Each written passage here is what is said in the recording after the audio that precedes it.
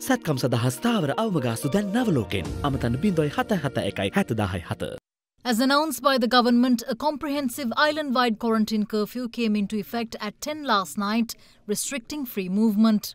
Imposed in an attempt to curb the rampant spread of the dreaded Delta variant of the novel coronavirus, the quarantine curfew will be in place until 4 a.m. on Monday the 30th.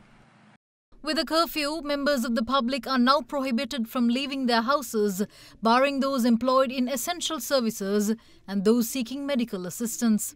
For a clear picture on which services can operate during curfew hours, Director General of Health Services has issued a guideline classifying services allowed to operate during the lockdown. Accordingly, persons engaged in health sector-related services have been allowed to report for duty without any hindrance. No routine health clinics will be held within the curfew period, but as for registered clinic patients, medicine will be delivered. DG Health Services says that essential home visits for maternal and child health care services should be provided on demand. Pharmacies too will be permitted to operate during the quarantine curfew. Vaccination programs against COVID-19 will continue to be held without any interruption. In addition, the police personnel, the Grama Seva and other public sector officers are authorized to function during the next 9 days. As for local government bodies, they can be operated with the required number of staff members deemed by the relevant authority. Utility service providers including electricity, water, telecommunications, media, fuel stations, domestic gas stations, garages and road maintenance services are granted permission to operate during curfew hours. With regard to the agricultural sector, farming activities, livestock and fishing can continue, however, without crossing district boundaries. Grocery shops and supermarkets are only allowed to undertake online deliveries.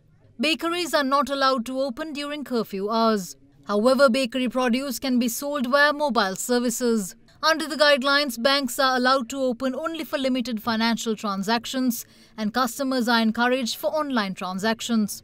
In the event of a non-COVID death, the funeral should be conducted within 24 hours with only the immediate family members allowed to be present. During the quarantine curfew, only one person is allowed to leave the house at any given time. The guidelines advise people over the age of 65 not to leave the house except for health matters. Daily wage earners at construction sites are allowed to work during this period, however under strict health guidelines, including social distancing and basic hygiene measures. Though the country's COVID situation has come to a point where a lockdown is deemed necessary, certain shop owners kept their establishments open well past 10 p.m.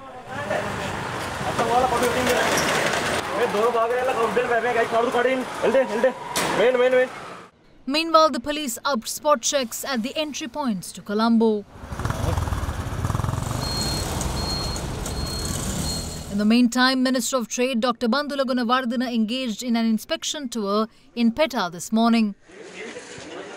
Wholesale shops in Petta were open for trade from morning until midday sans restrictions. What's more, the government has decided to provide a 2,000 rupee allowance for those whose livelihoods are affected by the current quarantine curfew. Accordingly, the Ministry of Finance has directed district secretaries to prepare a list of names of the beneficiaries with the allowance intended to be disbursed from next week. කට උත්තර නැති වෙන්න කලින් signal deep clean එකකට මාරු වෙන්න.